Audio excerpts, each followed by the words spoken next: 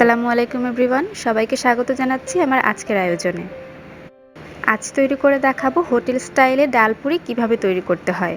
বাসায় ডাল পুরি বানাতে গিয়ে অনেকেই বলেন পুরিটা ঠিকঠাকভাবে ফুলতে চায় না অথবা দোকানের মতো পারফেক্ট টেস্ট হয় না।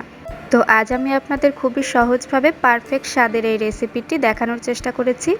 আশা করছি সবারই খুব ভালো লাগবে। আর ভালো লাগলে আমাকে লাইক, কমেন্ট, শেয়ার করে সাপোর্ট করবেন এবং এরকম আরও সহজ এবং মজাদার রেসিপিগুলো পেতে আমার চ্যানেলটি অবশ্যই সাবস্ক্রাইব করে রাখবেন। তো চলুন রান্না শুরু করি। চুলায় মিডিয়াম আঁচে একটা প্যান বসিয়ে দিয়েছি। এবার এর মধ্যে সামান্য পরিমাণে তেল দিয়ে দিচ্ছি। এই ধরুন 1 চা চামচ হবে। তেলটা মোটামুটি গরম হয়ে আসলে এর মধ্যে আমি প্রায় 1/4 চা চামচ আস্ত জিরা দিয়ে দিচ্ছি। জিরাটা কিছুক্ষণের জন্য ভেজে নিচ্ছি। যখন দেখব জিরা থেকে একটা সুন্দর গন্ধ বের হচ্ছে তখন এর মধ্যে আমি প্রায় 1/3 কাপ পরিমাণে সিদ্ধ ডাল দিয়ে দিচ্ছি। ডালটা আমি সামান্য একটু পানি দিয়ে আগে থেকেই সিদ্ধ করে রেখেছিলাম।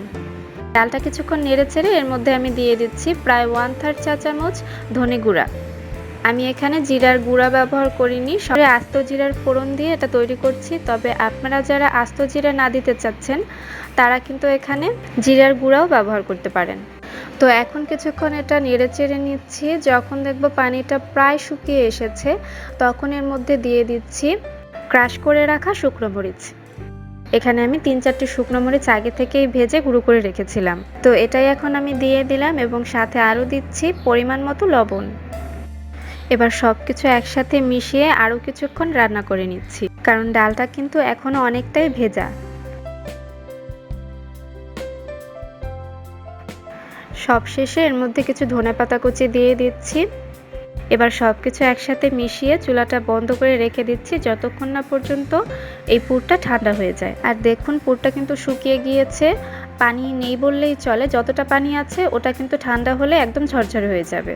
এবারে পুরির জন্য আমি ময়দার খামিরটা তৈরি করে নেব। আর সেজন্য আমি একটা বাটিতে নিয়ে নিচ্ছি প্রায় 3/4 কাপ অর্থাৎ 1 কাপের 4 ভাগের 3 ভাগ ময়দা। এবার পরিমাণ মতো লবণ দিয়ে দিচ্ছি। লবণ এবং ময়দা খুব ভালোভাবে মিশিয়ে নিচ্ছি। সবকিছু মিশিয়ে নেওয়া হয়ে গেলে এর মধ্যে আমি অ্যাড করে দিচ্ছি প্রায় 1.5 চা চামচ তেল। এখন ময়দার সাথে তেলটা খুব ভালোভাবে মিশিয়ে নিচ্ছি। মেশানো হয়ে গেলে এর মধ্যে আমি একটু একটু করে স্বাভাবিক তাপমাত্রায় থাকা পানি অ্যাড করে একটা ডো তৈরি করে নিচ্ছি। তবে পানির পরিমাপটা আমি বলছি না, একটু একটু করে পানি মিক্স করতে হবে এবং একটা সফট ডো তৈরি করতে হবে। যেভাবে আমরা রুটি তৈরি করি ঠিক সেরকমভাবেই একটা সফট খামির তৈরি করতে হবে আপনাকে। সেজন্য যতটুকু পানি দরকার ব্যবহার করবেন।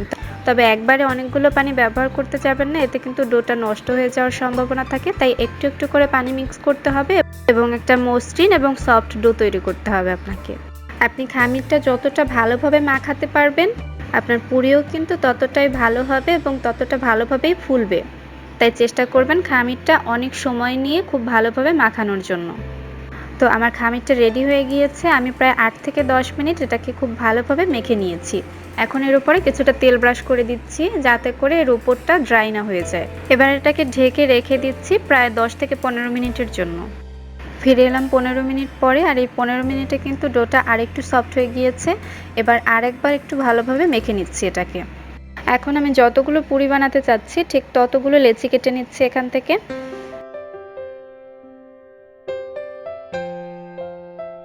তো আমি এখানে 7টা লেচি কেটে নিয়েছি।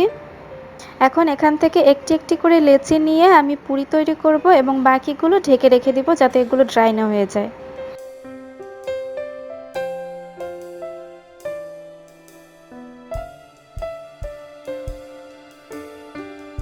তো এখানে একটি লেচি নিয়ে আমি গোল করে বেলে নিয়েছি।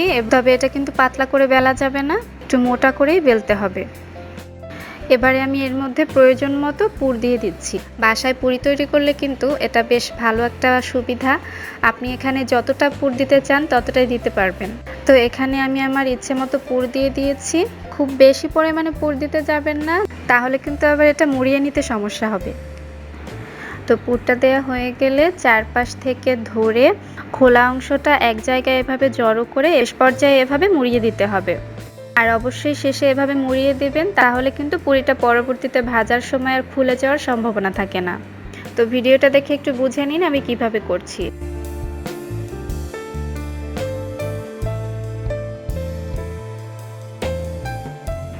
আপনাদের সুবিধার্থে আমি আরও একটা দেখিয়ে দিচ্ছি।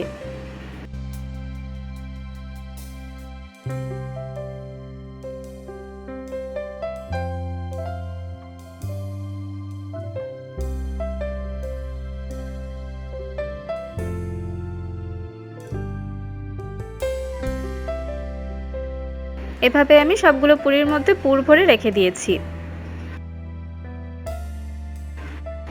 যে পুরিগুলোর মধ্যে আমি পুর ভরে রেখেছিলাম, তো ওখান থেকে একটি পুরি এনে আমি একটু হালকা হাতে বেলে নিচ্ছি, যাতে লেগে না যায়। তাই আমি এখানে একটু তেল ব্রাশ করে নিয়েছিলাম। আর এটা কিন্তু খুবই হালকা হাতে সাবধানে করতে হবে আপনাকে। যদি বেশি প্রেসার দিয়ে বেলতে যান তাহলে কিন্তু ভেতর থেকে পুরটা বেরিয়ে আসবে। তাই খুবই সাবধানে হালকা হাতে একটু বেলে নিতে হবে। আর খুব বেশি পাতলাও কিন্তু করা যাবে না, তাহলে কিন্তু ভাজার সময় ভেতর থেকে পুরটা বের হয়ে যাবে। তাই শেষের এই প্রসেসটা কিন্তু আপনাকে খুবই সাবধানতার সাথে করতে হবে। এভাবেই আমি সবগুলো পুরি বেলে নিয়েছি। এখন দেখিয়ে দিচ্ছি এটা যারা সংরক্ষণ করে রেখে অনেক দিন খেতে চান তারা এটা কিভাবে করবেন। চুলায় মিডিয়াম আছে একটি কড়াই বসিয়ে দিয়েছি আমি। এখন এর মধ্যে একটি পুরি দিয়ে দিচ্ছি। এখন এই পুরিটাকে আমি রুটির মতো করে এপাশ ওপাশ করে ভেজে নিচ্ছি হালকা করে। খুবই হালকা করে ভেজে নিচ্ছি যাতে করে পুরির যে নরম ভাবটা আছে নরম ভাবটা চলে যায়। তো এভাবে করেই আপনারা যতগুলো পুরি সংরক্ষণ করে রাখতে চান ততগুলো পুরি এভাবে ভেজে এয়ারটাইট কন্টেইনারের মধ্যে রেখে ফ্রিজে রেখে দিতে পারেন। এখন এই পুরিগুলো আমি ভেজে নিচ্ছি। সেজন্য চুলায় মিডিয়াম আছে একটা কড়াই বসিয়ে দিয়েছি। এর মধ্যে আমি পর্যাপ্ত পরিমাণে খাবার তেল দিয়ে দিচ্ছি। তেলটা যখন পুরোপুরি গরম হয়ে যাবে তখন এই পুরিগুলো এক এক করে দিয়ে দিতে হবে। এই ব্যাপারটা খেয়াল রাখবেন, যখন পুরিগুলো দিবেন তখন যেন তেলটা খুব ভালোভাবে গরম হয়। আর পুরিগুলো আপনাকে মিডিয়াম আঁচেই ভাজতে হবে। কম আঁচে ভাজতে গেলে ক্রিস্পি হয়ে যাবে। খুব বেশি আঁচে যদি ভাজতে যান তাহলে উপরটা বেশি কালার হয়ে যাবে এবং ভেতরে কাঁচা থেকে যাবে।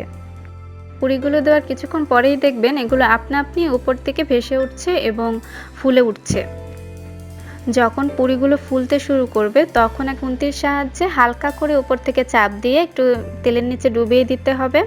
এভাবে যদি হালকা করে চাপ দিয়ে তেলের নিচে ডুবিয়ে রাখা হয় পুরিগুলোকে, তাহলে কিন্তু পুরিগুলো খুব সুন্দরভাবে ফুলবে। আর দেখুন আমার পুরিগুলো কিন্তু খুব সুন্দরভাবে ফুলে উঠেছে। এর একটা পাশ হয়ে গেলে আমি অন্য পাশেও উল্টে দিচ্ছি। দুপাশেই যখন ঠিকঠাক কালার চলে আসবে তখন এগুলো তুলে ফেলতে হবে। তো আমার পুরিগুলো ভাজা হয়ে গিয়েছে, এবারে আমি এগুলো তুলে নিচ্ছি। এভাবেই আমি সবগুলো পুরি ভেজে নিচ্ছি। তো খুবই সহজে কিন্তু হয়ে গেল আমার ঝটপট দোকানের স্বাদের ডাল পুরি। আশা করছি এখন থেকে আর কাউকে দোকানের ডাল পুরি কিনে খেতে হবে না, আপনারা বাসায় কিন্তু পারফেক্টভাবে ডাল পুরি তৈরি করতে পারবেন। রেসিপি কেমন লাগলো জানাতে ভুলবেন না। ভালো লাগলে লাইক কমেন্ট শেয়ার করে আমাকে সাপোর্ট করবেন এবং এরকম আরো সহজ রেসিপিগুলো পেতে আমার চ্যানেলটি সাবস্ক্রাইব করে আমার চ্যানেলের সাথেই থাকুন। আজ এ পর্যন্তই, ফিরে আসছি নতুন কোনো রেসিপি নিয়ে। সে পর্যন্ত সবাই সুস্থ থাকুন, ভালো থাকুন। আল্লাহ হাফেজ।